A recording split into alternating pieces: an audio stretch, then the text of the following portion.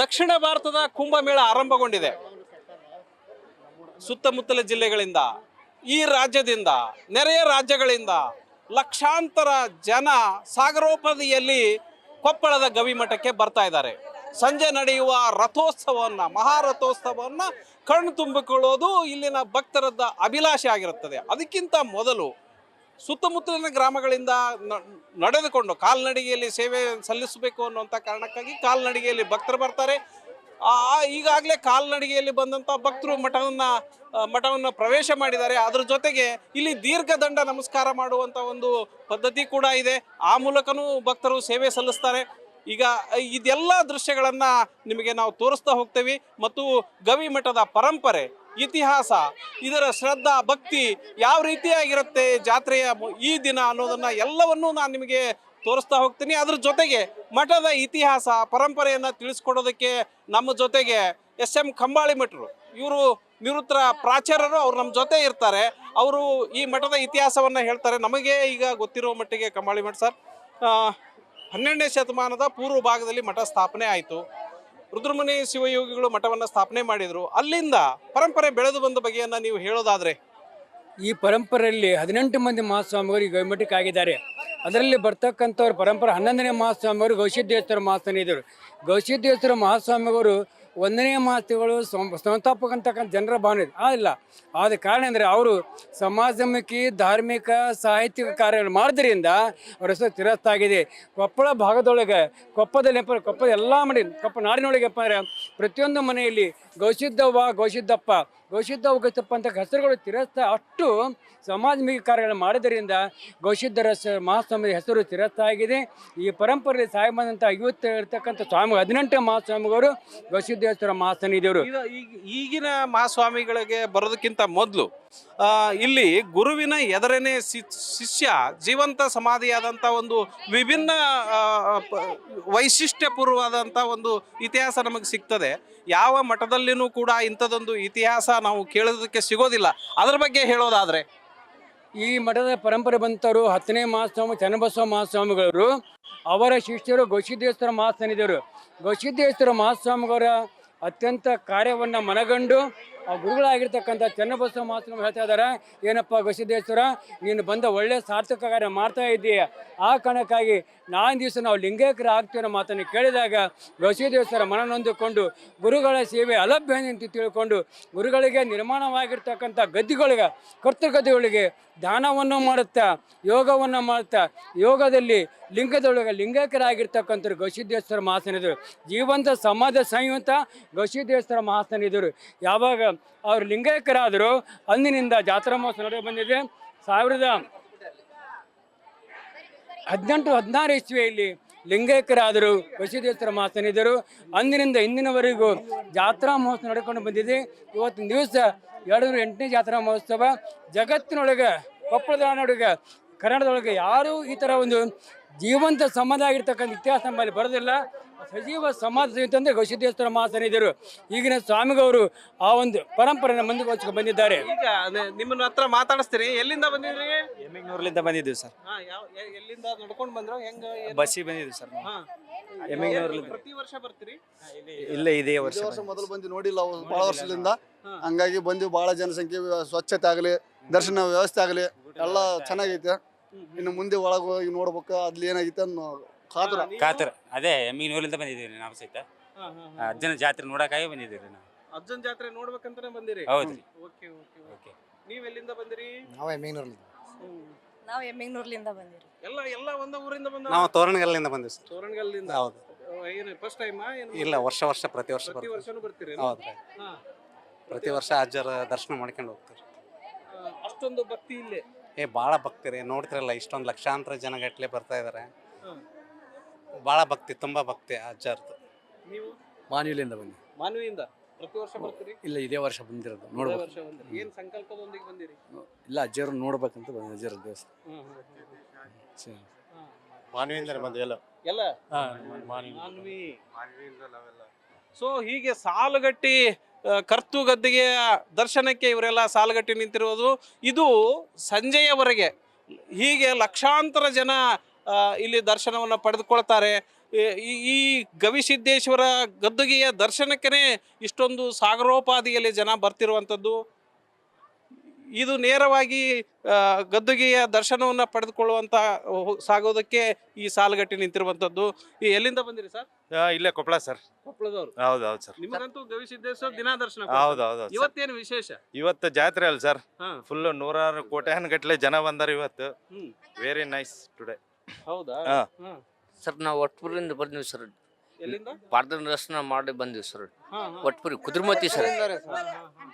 ಅದಕ್ಕೆ ಸರ್ ಇವತ್ತು ಕೊಪ್ಪಳ ಜಾತ್ರೆ ಅಂತ ಬಂದಿವಿ. ಹತ್ರಿ ಮ್ಯಾಲ ಹತ್ರಿ. ಹಾ, ಯಾವ ಊರಿಂದ ಬಂದಿರಿ? ಸಿಂಧನೂರಿಂದ ಬಂದಿವ್ರಿ ಸರ್. ಹಾ, ಪ್ರತಿ ವರ್ಷ ಬರ್ತೀರಿ? ಇದ ವರ್ಷ ಫಸ್ಟ್ ಬಂದಿವ್ರಿ ಸರ್. ಹಾ. ಫಸ್ಟ್ ಬಂದಿರಿ? ಫಸ್ಟ್ ಬಂದಿವ್ರಿ ಸರ್. ಹಾ, ಹಾ, ಹಾ. ಹೀಗೆ ಜನ ಪ್ರತಿ ವರ್ಷನೂ ಬರೋರಿದ್ದಾರೆ, ಈ ವರ್ಷ ಬರೋರಿದ್ದಾರೆ. ಹೀಗೆ ಗವಿಸಿದ್ದೇಶ್ವರನ ದರ್ಶನ ಪಡೆದುಕೊಳ್ಬೇಕು ಅಂತ ಈ ರೀತಿಯಾಗಿ ಗದ್ದುಗೆಗೆ ಸಾಲುಗಟ್ಟಿ ನಿಂತಿರುವುದು ಅಂಥದ್ದು. ಹಾಗೇನೆ ಈಗ ಮತ್ತೆ ನಾವು ಕಂಬಳಿಮಠ ಅವರ ಅರ್ಥ ಮಾತಾಡೋಣ. ಈಗ ಕಂಬಳಿಮಠ ಸರ್, ಈ ಜಾತ್ರೆ ಒಂದು ಕೇವಲ ಜಾತ್ರೆ ಆಗಿರದೆ ಸಮಾಜಮುಖಿ ಜಾತ್ರೆಯಾಗಿ ಬದಲಾಯಿತು ಈಗಿರುವಂಥ ಪೀಠಾಧಿಪತಿಯಾದಂಥ ಅಭಿನವ ಗವಿಸಿದ್ದೇಶ್ವರ ಶ್ರೀಗಳಿಂದ. ಅದು ಯಾವ ರೀತಿ ಸಮಾಜಮುಖಿ ಜಾತ್ರೆ ಆಯ್ತಿದ್ದು ಅಂತ? ಇಂದಿನ ಮಹಾಸ್ವಾಮೀಜಿಯವರು ಈ ಸಮಾಜಮುಖಿ ಜಾತ್ರೆಯನ್ನು ಮಾಡಿದೆ. ಕಾರಣ ಕೇವಲ ಧಾರ್ಮಿಕ ಕಾರ್ಯಕ್ರಮಕ್ಕೆ ಸೀಮಿತವಾಗದೆ ಈ ಜಾತ್ರೆಯಲ್ಲಿ ರಕ್ತದಾನ ಶಿಬಿರ, ಜಲದೀಕ್ಷೆ, ಬಾಲ್ಯ ವಿವಾಹ ತಡೆಗಟ್ಟುವುದು, ಹೀಗೆ ಅನೇಕ ಕಾರ್ಯಕ್ರಮ ಮಾಡಿಕೊಂಡು ಜಾತ್ರೆಯನ್ನು ಸಮಗ್ರವಾಗಿ ಸಮಾಜಮುಖಿಯಾಗಿ ಸಮಾಜ ನಾಡಿಮಿಡಿತಕ್ಕೆ ಸ್ಪಂದಿಸ್ತಕ್ಕಂಥ ವ್ಯವಸ್ಥೆಯನ್ನು ಮಹಾಸ್ವಾಮಿ ಮಾಡಿದ್ದಾರೆ. ಜೊತೆಗೆ ನಾಡಿನ ಖ್ಯಾತ ವಿಜ್ಞಾನಿಗಳು, ಸಮಾಜಶಾಸ್ತ್ರಜ್ಞರು, ಸಾಹಿತಿಗಳು ಕರೆಸಿಕೊಂಡು ಸಮಾಜಕ್ಕೆ ಬೇಕಾಗಿರ್ತಕ್ಕಂಥ ಒಳ್ಳೆಯ ವಿಚಾರಗಳನ್ನು, ಸಾಹಿತ್ಯವನ್ನು ಜನ ಉಣಬರ್ತಾ ಇದ್ದಾರೆ. ಅಂಥ ಒಂದು ಮಹತ್ವ ಕಾರ್ಯ ಮಾಡಿದ್ದರಿಂದ ಇವತ್ತು ಜಾತ್ರೆ ಕೇವಲ ಉತ್ತತ್ತಿ ಒಗೆಯೋದು, ಮಿಚ್ಚಿ ತಿನ್ನೋದು, ಮಂಡ ತಿನ್ನೋದು ಅಷ್ಟು ಸೀಮಿತವಾಗಿಲ್ಲ. ಈ ಜಾತ್ರೆ ಇದಪ್ಪ ಧಾರ್ಮಿಕ ಇದೆ, ಸಾಮಾಜಿಕವಿದೆ, ಸಾಹಿತ್ಯಿಕವಿದೆ. ಹೀಗಾಗಿ ಜನರ ನಾಡಿ ಮಿಡಿತಕ್ಕೆ ಸ್ಪಂದಿಸ್ತಕ್ಕಂಥ ಜಾತ್ರಾ ಮಹೋತ್ಸವ ಯಾವ್ದಿದ್ರೆ ಕೊಪ್ಪಳ ಗವಿಮಠ ಜಾತ್ರಾ ಮಹೋತ್ಸವ. ಇಲ್ಲಿ ಜಲದೀಕ್ಷೆ ಅಂತ ಮಾಡಿದ್ರು. ನೀರಿನ ಮಿತವ್ಯಯ, ನೀರು ಹೆಂಗೆ ಕಾಪಾಡಬೇಕು, ಇವೆಲ್ಲವುಗಳು ಜನರಿಗೆ ಒಕ್ಕಲ್ತನಕ್ಕೆ ಉಪಯೋಗವಾಗತಕ್ಕಂಥ ಕಾರ್ಯಕ್ರಮ ಮಾಡಿದ್ರಿಂದ ಈ ಜಾತ್ರಾ ಮಹೋತ್ಸವ ಅದ್ಭುತವಾಗಿ ಈ ಬರ್ತಪ್ಪ ಅಂದ್ರೆ ಕಾಯಕ ದೇವೋಭವ ಅದ್ಭುತವಾಗಿ ಕಾರ್ಯಕ್ರಮ. ಬಸವಣ್ಣವರ ಕಾರ್ಯಕ್ರಮ. ಬಸವಣ್ಣವರು 12ನೇ ಶತಮಾನದಲ್ಲಿ ಕಾಯಕವೇ ಕೈಲಾಸ ಅಂತ ಹೇಳಿದರು. ಈ ಸ್ವಾಮೀಜಿಗಳು ಕೂಡ ಅದನ್ನೇ ಹೊಸ ರೂಪ ಕೊಟ್ಟು ಕಾಯಕ ದೇವ, ಯಾವ ಕಾಯಕ ಮೇಲಲಿಕ್ಕೆಲ್ಲ ಮತ್ತು ರಾಷ್ಟ್ರಪತಿ ಕಾಯಕ ಇರ್ಬೋದು, ಸಮಾಜ ಕಾಯಕ ಇರ್ಬೋದು, ಆದರೆ ಅವೆಲ್ಲ ಕಾಯಕಗಳಿಂತ ಮನುಷ್ಯ ಕಾಯಕ ಜೀವ ಆಗಬೇಕು. ನಾವು ಈ ಗದ್ದಿಗೆ ಬಗ್ಗೆ ಒಂದು ಹೇಳೋದಾದರೆ, ಇದು ಕಾಣ್ತಕ್ಕಂಥದ್ದು 5 ಗದ್ದಿಗೆ ಇರ್ತಕ್ಕಂಥ ಸ್ವಾಮಿಯ ಗದ್ದಿಗೆ. ಇಲ್ಲಿ 5 ಮಹಾಸ್ವಾಮಿಯ ಗದ್ದಿಗೆ ಇವೆ. 10ನೇ ನಮ್ಮ ಗವಿಸಿದ್ದೇಶ್ವರ ಗುರುಗಳಾಗಿರ್ತಕ್ಕ 10ನೇ ಮಹಾಸ್ವಾಮಿ ಗದ್ದಿಗೆ ಇಲ್ಲಿದೆ ನಮ್ಗೆ ಕಾಣ್ತಕ್ಕಂಥದ್ದು. 14ನೇ ಮಹಾಸ್ವಾಮಿ ಗದ್ದಿಗೆ ಇದೆ, 15ನೇ ಮಹಾಸ್ವಾಮಿ ಗದ್ದಿಗೆ ಇದೆ, 7ನೇ ಮಹಾಸ್ವಾಮಿ ಗದ್ದಿಗೆ. ಹೀಗಾಗಿ ಇದಕ್ಕೆ ಪಂಚಗವಿಗಳ ಗದ್ದಿಗೆ.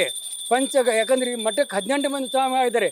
18 ಮಂದಿ ಸ್ವಾಮಿ ಇರ್ತಕ್ಕ ಗದ್ದಿಗಳು ಇಲ್ಲಿ 5 ಇದ್ದಾವೆ, ಅಲ್ಲ 5 ಮಂದಿ ಸ್ವಾಮಿ ಗದ್ದಿಗೆ. ಮ್ಯಾಗಿರ್ತಕ್ಕಂಥದ್ದು 11ನೇ ಮಹಾಸ್ವಾಮಿ ಗದ್ದಿಗೆ. ಗುರುಗಳ ಗದ್ದಿಗೆ ಕೆಳಗಿದೆ, ಶಿಸ್ತನ ಗದ್ದಿಗೆ ಮೇಲಿದೆ. ಅದ್ಭುತವಾಗಿರ್ತಕ್ಕಂಥ ಕಾರ್ಯಕ್ರಮ. ಜೊತೆಗೇನಪ್ಪ ಅಂದರೆ ಗವಿಸಿದ್ದೇಶ್ವರ ಗದ್ದಿಗೆ 5 ಕಳಶ ಇವೆ. ಸಾಮಾನ್ಯ 1 ಕಳಶ ಇರ್ತದೆ, ಆದ್ರಪ್ಪ ಅಂದರೆ ಇಲ್ಲಿ ಪಂಚ ಕಳಶ ಇರ್ತಕ್ಕಂಥ ಗವಿಸಿದ್ದೇಶ್ವರ ಗದ್ದಿಗೆ ಜಾತ್ರಾ ಮಹೋತ್ಸವ ಅದ್ಭುತವಾಗಿರ್ತಕ್ಕಂಥ ಕಾರ್ಯಕ್ರಮ. ಜೊತೆಗೆ ಇಲ್ಲಿ ಯಾವುದೇ ಥರದ ಜಾತಿ, ಮತ, ಪಂಥ ಇಲ್ಲ, ಭಿನ್ನ ಭೇದ, ಲಿಂಗ ತಾರತಮ್ಯ, ಪ್ರತಿಯೊಬ್ಬರಿಗೆ ಮುಕ್ತ ಅವಕಾಶ. ನಾನು ಇನ್ನೊಂದು ವಿಶೇಷವನ್ನು ಗಮನಿಸಿದ್ದೇನು ಅಂದರೆ, ಜಾತ್ರೆಯಲ್ಲಿ ಸ್ವಚ್ಛತೆಗೆ ತುಂಬ ಆದ್ಯತೆಯನ್ನು ಕೊಡ್ತಾರೆ. ಅತ್ಯಂತ ಸ್ವಚ್ಛ. ಇಷ್ಟೊಂದು ಲಕ್ಷ ಜನ ಸೇರಿದಂಥ ಸಂದರ್ಭದಲ್ಲಿ ಬೇರೆ ಕಡೆಗಳಲ್ಲಾದ್ರೆ ಕಸದ ತೊಟ್ಟಿ ಆಗಿಬಿಡ್ತದೆ ಜಾಗ. ಆದರೆ ಇಲ್ಲಿ ಎಷ್ಟೊಂದು ಸ್ವಚ್ಛತೆಗೆ ಆದ್ಯತೆಯನ್ನು ಕೊಡ್ತಾರೆ. ಇದು ಕೂಡ ನಮ್ಮ ಅಭಿನವ ಶ್ರೀಗಳ ಕಲ್ಪನೆ. ಶಿಸ್ತು ಬದುಕಿನ ಅವಿಭಾಜ್ಯ ಅಂಗ ಅನ್ನೋ ಮಾತನ್ನು ನಮ್ಮ ಸಾನ್ನಿಧ್ಯರು ಅರ್ಥಕೊಂಡಿದ್ದಾರೆ. ಆ ಕಾರಣಕ್ಕಾಗಿ ಶಿಸ್ತಿನ ಮುಖಾಂತರವಾಗಿ, ಸ್ವಚ್ಛತೆ ಮುಖಾಂತರ ಬಂದಂಥ ವ್ಯಕ್ತಿಗಳಿಗೆ ಶುದ್ಧ ಕುಡಿಯುವ ನೀರು, ಸ್ವಚ್ಛತೆ ಇರಲಿಕ್ಕೆ, ಕೂಡಲಿಕ್ಕೆ, ಎಲ್ಲೆಲ್ಲಿ ವಾಲಂಟಿಯರ್ಸ್ ಸ್ವತಃ ಅವರೇ ಸ್ಫೂರ್ತಿಯಿಂದ ಸ್ವಯಂ ಸ್ಫೂರ್ತಿ ಮಾಡ್ತಕ್ಕಂಥ ಸೇವೆ ಮಾಡ್ತಕ್ಕಂಥ ಭಾಗ ನಮ್ಮಲ್ಲಿದೆ. ಅಲ್ಲಲ್ಲಿ ಕುಡಿಯುವ ನೀರಿನ ತೊಟ್ಟಿ, ಸ್ವಚ್ಛತೆ, ಒಂದು ಕಡ್ಡಿ ಬಿದ್ದುಗಳಪ್ಪ ಅಂದ್ರೆ ತೆಗೆದು ಹಾಕುವಂಥ ವ್ಯವಸ್ಥೆಯನ್ನು ಮಾಡಿದ್ದಾರೆ ಮಹಾಸನ್ನಿಧಿಯವರು. ಕೇವಲ ಬರೀ ಜನರು ಎಲ್ಲ ಸ್ಫೂರ್ತಿಯಿಂದ ಒಂದು ಕಡ್ಡಿ ಬೀಳಿ, ಕಸ ಬೀಳಿ ಉಗುಳಬಾರ್ದು, ಅಷ್ಟು ಸ್ವಚ್ಛತೆಗೆ ಮಹತ್ವ ಕೊಡ್ತಕ್ಕಂಥ ಜಾತ್ರೆ. ನಾವು ಗಮನಿಸಿದ್ದು ಅಂತಂದ್ರೆ ಶ್ರೀಗಳೇ ಒಂದೊಂದು ಸಾರಿ ಸ್ವಚ್ಛತೆಗೆ ನಿಂತ್ಕೊಂಡ್ಬಿಡ್ತಾರೆ. ಇದು ಸತ್ಯವಾದ ಮಾತು. ಸ್ವತಃ ನಿಮಗೆ ಹೇಳಬೇಕಂದ್ರೆ 26 ಕಿಲೋಮೀಟರ್ ಹಳ್ಳದ ವ್ಯವಸ್ಥೆ ಸ್ವತಃ ಸ್ವಾಮಿಗಳ ಕೈಯಿಂದ ಬಳದ್ರು.